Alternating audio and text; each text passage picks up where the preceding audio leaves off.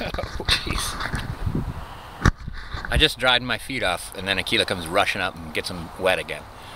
Alright, so where do we leave off, Dirt Nap? You just became a ninja and killed the evil landlord. That was the Shang Tsung Su province. Is now free of his evil reign, and life is flooding back to your community. Oh, and I also mentioned my friend who... Kisses? Kisses? I also mentioned my friend that denied himself very little as far as life experience.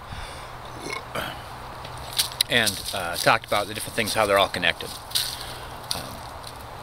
But forget all the stuff I told you about ninjas. What about this, man? Like, what if life's chapters?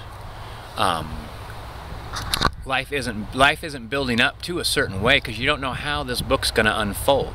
You're writing it as you go, and you could have an idea. I mean, just like the Count of Monte Cristo.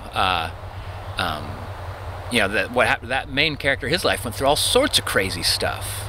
He was flipping back and forth between what he felt was right and wrong, how he thought he should behave, a new way he learned to behave, and then the terrible repercussions of that. Like, all through the book, you could ask him if he thought he was doing the right thing, and all through the book, you'd say yes until it seemed like absolutely not. So if life's like chapters, then maybe we're supposed to be aware that our one thing needs to change all the time, that we really should be working towards that one thing, but it's that one thing of that chapter. You know, getting our house fixed up and looking nice, and then keeping it maintained for its eventual property value. But then once you got it like pretty fixed up, and you don't want to get all cutesy with it, you don't want to put gingerbread shutters on the windows, unless they really work. But eventually you get as far as you can with, you know, getting your house fixed up.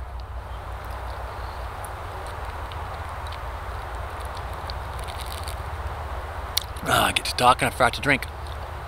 And then what's next? You know, and maybe, you know, it's raising animals, animal husbandry. I see people that try to maximize how many pounds of food they could get out of their front yard and backyard.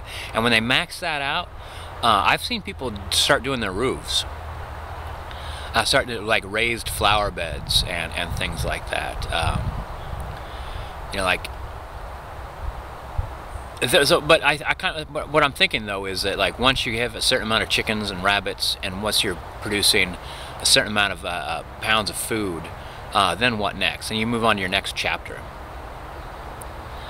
I mean, that's what life feels like an awful lot to me, is chapters. 'Cause, like when I decided, I've been saving up to buy a house, or actually I've been saving up to buy a property, but it occurred to me that maybe I should aim higher to settle for what I want now. Like, I'll try for a greater dream to ensure my smaller dream. My smaller dream is I'd like to have like 5 acres of land somewhere with a little cabin, and live simply, and strip life down to the bone and live off the marrow, you know, like. But to get to there, like, I don't want to risk that. I don't want to risk losing that. So maybe I should gamble greater, carefully, by investing in a house, and then when the time comes, also buy a property as opportunity presents itself. Then when the time comes, sell that house, build my little cabin, and then have that money cushion. Help me live through my retirement years, and also have, like, you know, the money I put into retirement for my work or in my country, like, so. But, you know, I won't need much to live, I hope. But here's the other thing. What if it's not chapters? What if I'm trying to write a story that ends up with me living on 5 acres with a little wood cabin, little teeny iron wood stove, dog in my lap,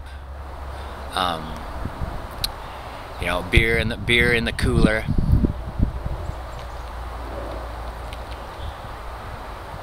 What if life's more like a pyramid, and it's like a pyramid that you might not ever finish, but when life is over, What have you built? How tall is your pyramid? Um, what does it stand for? You know, like, I don't know if you know that poem, Ozymandias, I think it's called. Look upon my works, ye mighty and dread, for I am the King of Kings. And this is like a little plaque on the, well, it's not a little plaque, a plaque on the ground next to some massive feet, and the feet are broken off at the ankles. So you assume there used to be a tall stone statue of Ozymandias.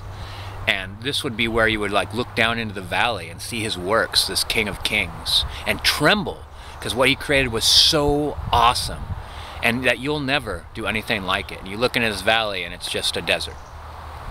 Like, there's probably lots of dwellings and buildings and stuff like that, but the sands covered them all. It'd be the sands of time. But I don't think that doesn't mean that we shouldn't try to be our own Ozymandias and try to build our own pyramid. And all those blocks are, you know, what we work and what we're capable of, and our interests, what we're capable of learning and mastering, and then knowing when it's okay, now it's time to move on and learn more and show interest in other things. Motherfucker.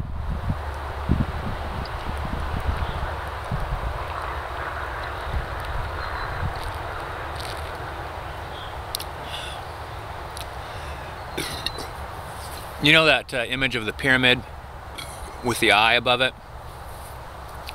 Perhaps it's the all-seeing eye, perhaps it's the sun, perhaps it's a religious symbol for an entity looking out over of what you built. I think of it like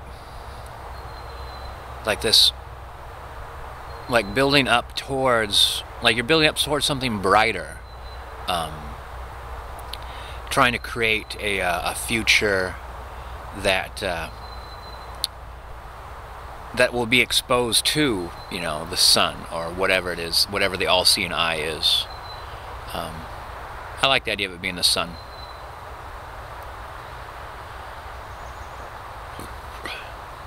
Because I think that we're put on life. I think we're put on Earth. I think we're in life to do something.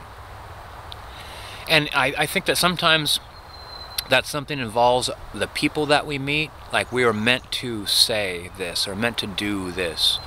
And all these things, if we pay attention to the connections, support our next moves. But we need to listen and be aware.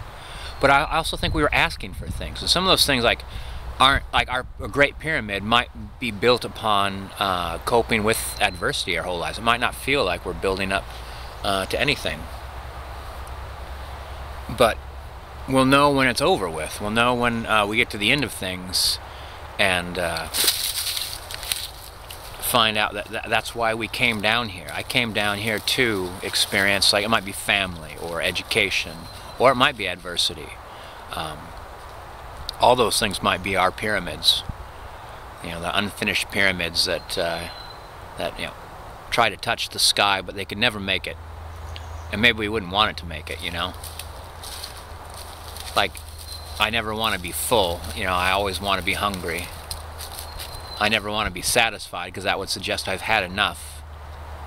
And maybe that's what life's about. It's like living it like we're never going to have enough. Motherfucker.